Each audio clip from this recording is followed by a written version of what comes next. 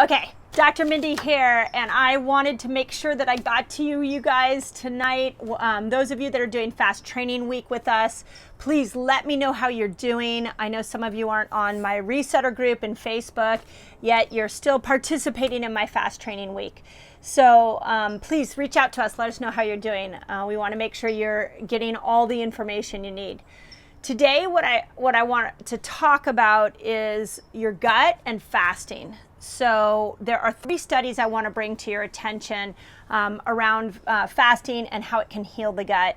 I want to give you a little bit of a background on the microbiome and healing the gut in general, because this is my baby. The microbiome is something that I have been passionate about for years.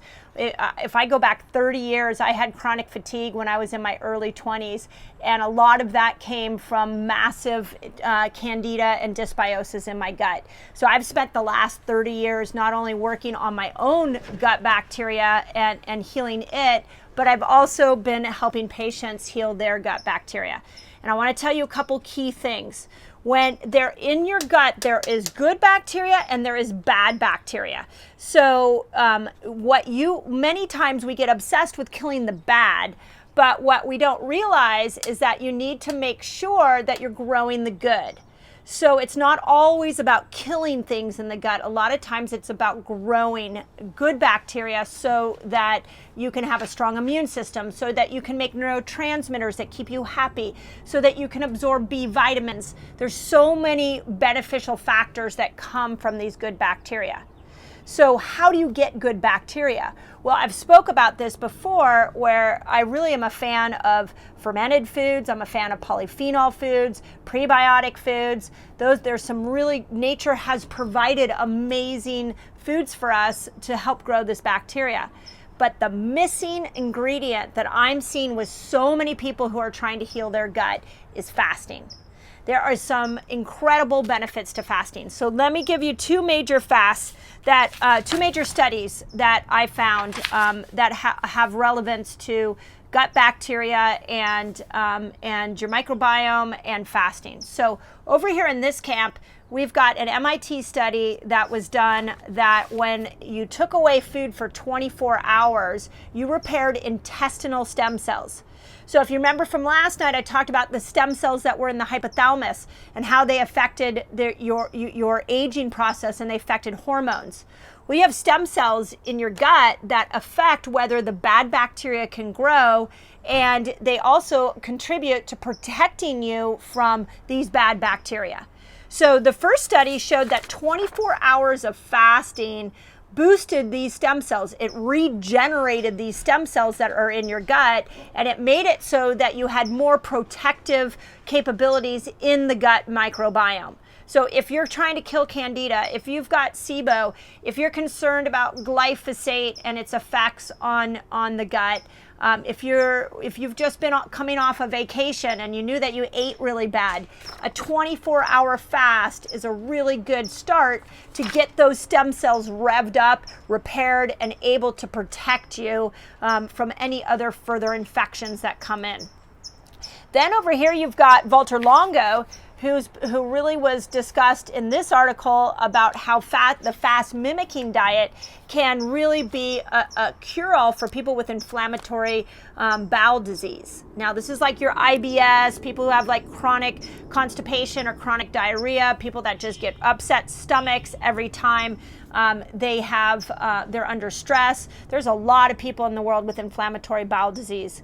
So what he said is that the best way to get these stem cells to repair in the gut is through 4 days, not 5, 4 days of fast mimicking.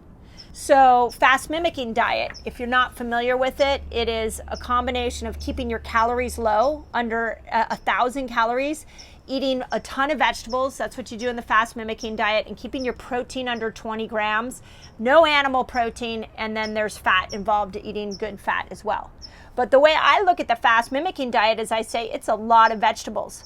So what Walter Longo is stating here is that vegetables mixed with intermittent fasting is what he saw made a dramatic change in the stem cells and really could create an impact on inflammatory bowel disease. So if you just take these two studies and you think about these two studies right here, let's go to all these conditions like food allergies. Okay, well, what if everybody starts implementing a different fasting life, a different fast of all kinds? Let's say you just do every week, you're doing a 24-hour fast, and once a month you can come join me in the Resetters, or we're now doing it here on YouTube, and you can do fast mimicking 5 days, 4 to 5 days in a row once a month. What if you did that month after month after month, and it just became a part of your health plan? Is it possible your food allergies would go away? I'm a big believer, yes, because why do we have so many food allergies in the first place? So much of it is coming from this dysbiosis in the gut. We have our food is toxified, where we've got antibiotics everywhere we turn. We've got an antibiotic issue. So I think that if you just started implementing fasting into your already healthy lifestyle, it could have an impact on these food allergies. And we see it in my clinic, by the way. I see people overturn food allergies all the time. So those are those two fasts. The other one that was interesting is this was a study that was done on diabetics who have retinopathy, so the destroying of the retina, and they found that if they just did intermittent fasting, it would change their microbiome and it would help prevent retinal decay and retinal problems, so in diabetics. So I look at that study and I go, okay, there's a microbiome piece of diabetes. This was done on type 1, I believe, type 1 diabetics. And I go, okay, well, that tells me that there's a gut piece to type 1 diabetics.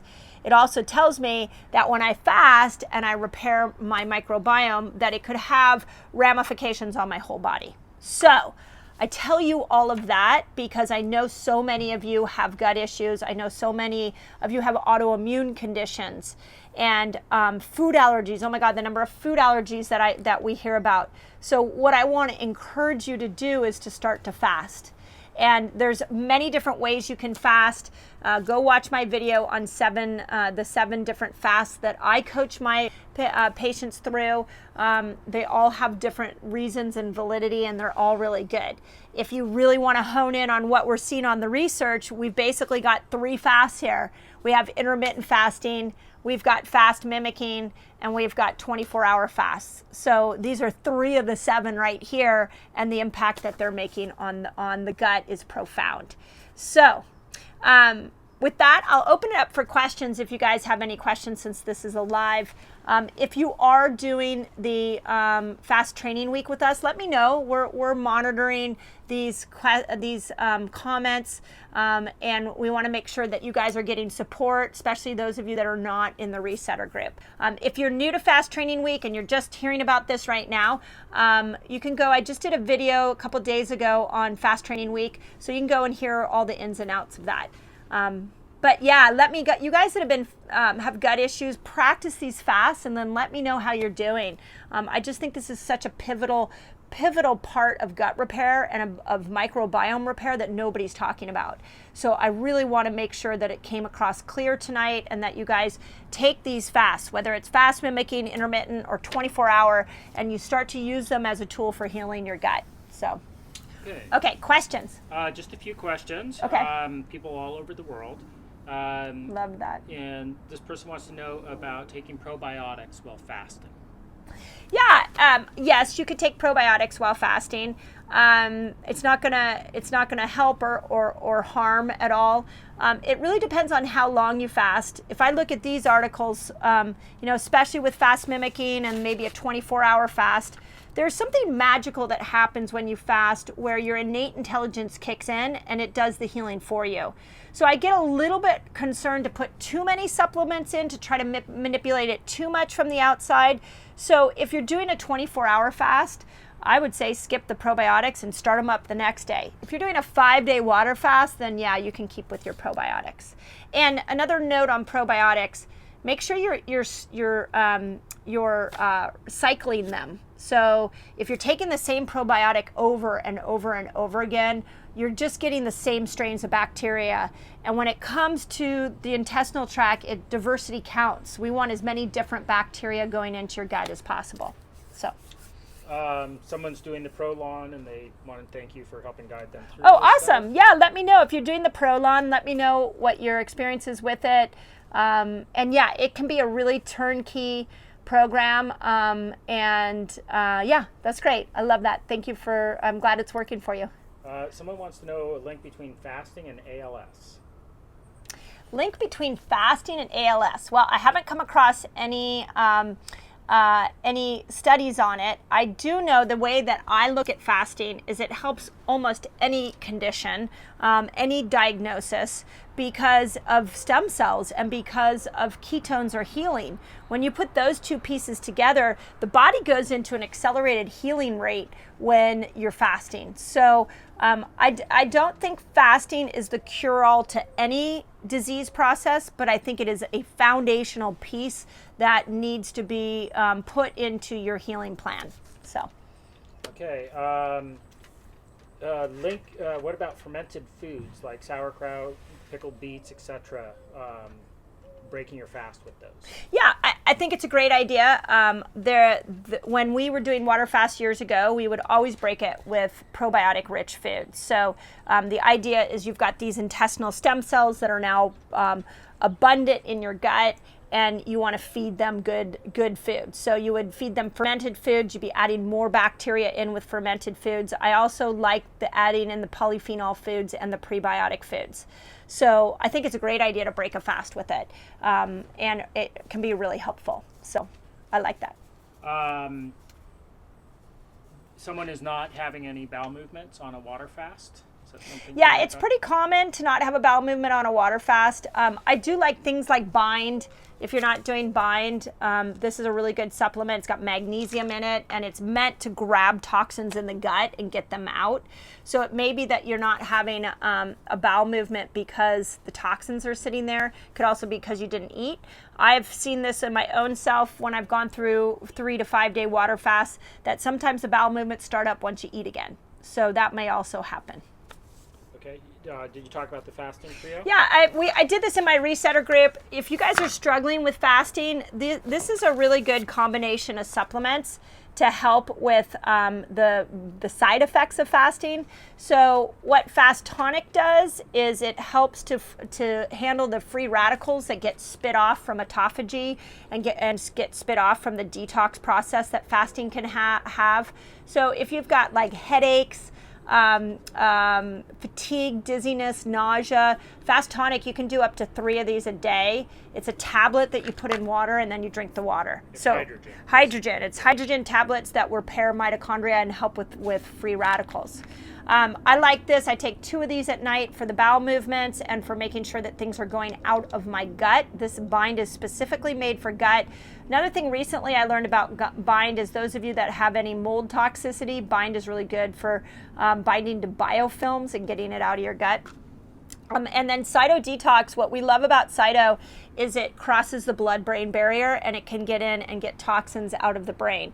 So if there's any detoxing that's going on in the brain right now for you, Cyto would be really great. So the purpose of these 3 is really to facilitate the natural detox process that is already going on, but also to help you feel a little bit better. So I'll put a link in here for where you find it. It's revelationhealth.com. And they're wonderful, and if the first time you order with them, if you put my last name in there, they'll give you a 10% discount. So if you've ordered with them before and you never did, got the discount, just put my last name in there and they'll make sure you get a discount. So they're really wonderful. Their supplements are vetted, meaning there's no toxins in them, so I can safely send you there. They're worldwide, so they'll send them out of America as well. So. How much water should you have on a 3-day water fast? I don't know if there's an exact amount. I've never heard of anybody overdoing water. I think that I've heard some concerns about that, but I'm not so worried about too much water. What most people on a 5-day water fast find is that as the week goes on, you just don't want to drink as much. You don't want as much water. So I don't have an exact number for you. Snake juice? Snake juice. Yeah, this comes up a lot, and I know a lot of people like it. I had a patient today who was telling me that she was fasting with us, and she said that the snake juice has really helped her symptoms. So I haven't really vetted the snake juice. Perhaps it's time for me to go and read all the ingredients and make sure that it's good. I'm always about organic quality ingredients, and I have heard that it can help a lot. So. Okay.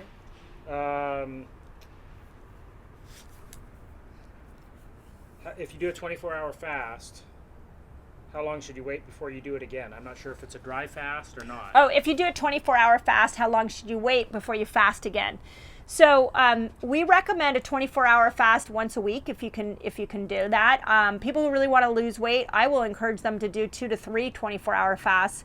I know in our resetter group we have a lot of people that are that's what they do for their lifestyle is 24 hours all the time. I'm not sure that's as good, but I do think 2 to 3 times a week is fabulous. Okay. Good vegetables for fast mimicking? Throw any we do a lot of greens. One of my favorite vegetables right now is watermelon radish. So we do some watermelon radish. We've made stir fries. We make salads. Broccoli. Yeah, the cruciferous. So the cauliflower, the broccoli, the Brussels sprouts. Those are going to be detoxifying. Try not to cook them too much because then you lose some of the nutrients. So. Someone's having an issue having 2 meals, and they want to know if it's okay to go OMAD. Oh yeah, on the fast or just in general?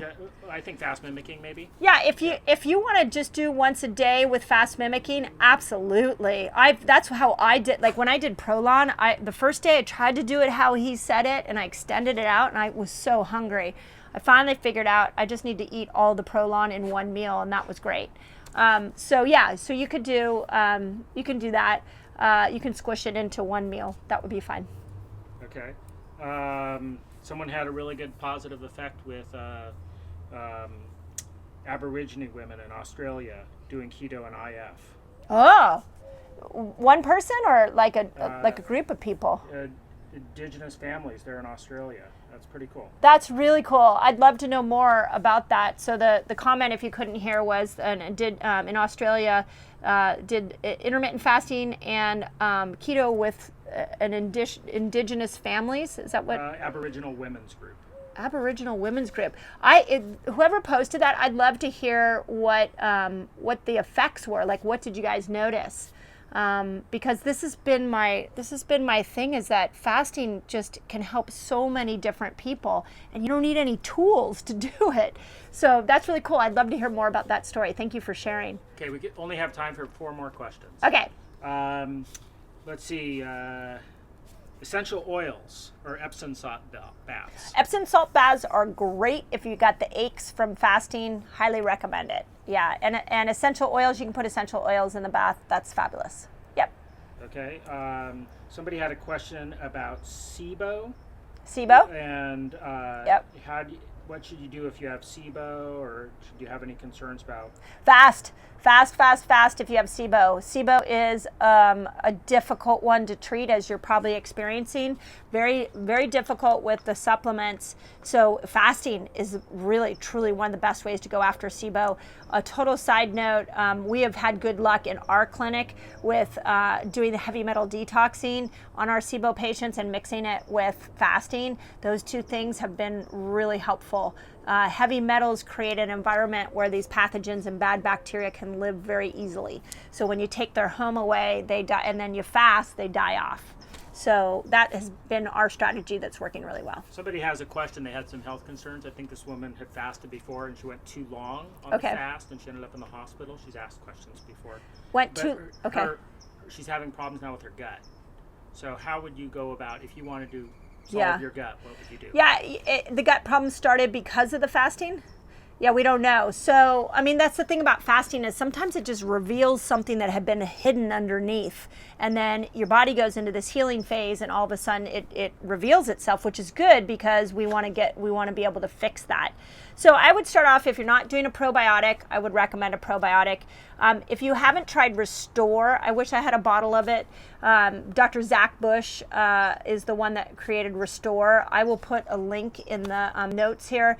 Highly recommend Restore. It is bacteria that heals leaky gut, a leaky gut situation. I would get on a probiotic, and then I would start doing the prebiotic polyphenol foods will be really good. So yeah, I hope that helps. Enzymes can be good, help you break down food.